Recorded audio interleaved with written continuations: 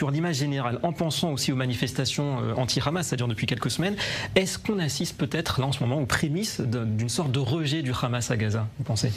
Ça c'est intéressant. On a peut-être des Gazaouis qui seraient prêts à rejeter le Hamas, à demander de l'aide à Israël. Et Amir Badran qui est là, qui est la citoyenneté israélienne, n'a jamais un mot de patriotisme pour Israël. Il est toujours en train de critiquer Tsahal. Mais Tsahal est ton armée, Amir. Tu vois, tu devrais. Même les Gazaouis, ils ont un mot, quelque chose de dire.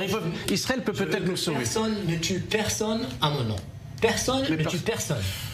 Non. Okay. Allez, alors, sur les chiffres. Allez, sur les chiffres. Par rapport à ça, en tout cas, ce qui est intéressant, c'est qu'on a affaire à une population, David en a les preuves.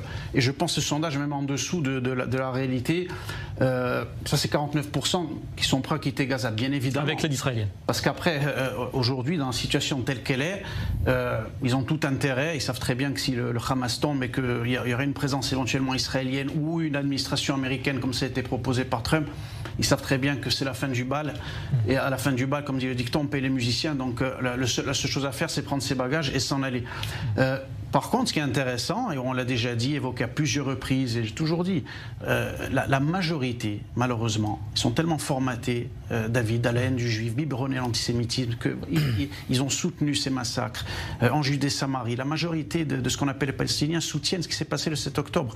Donc ça, comme je l'ai dit surtout, est-ce qu'Israël doit marteler au monde entier d'arrêter de nous demander, de nous parler de cette solution à deux États, parce que c'est d'une certaine manière une manière insidieuse de piéger Israël. On veut piéger Israël en disant ça. Qu'est-ce que ça veut dire? Ça veut dire quoi demain, qu'on va mettre un État dans le cœur d'Israël qui serait demain indirectement un État terroriste, qui serait un autre levier pour l'Iran, pour nous faire la guerre directement? Alors, il n'y a personne. Ouais. Cette terre, de toute façon, est à nous. De toute manière, même s'il y avait un interlocuteur, moi personnellement, je suis des voir, on ne serait jamais d'accord, parce qu'on a reçu un héritage. Nous aussi, comme tous les peuples au monde, on a notre terre. On sait très bien où sont nos frontières. Donc, on veut s'établir là où sont nos frontières, comme tous les peuples dans le monde.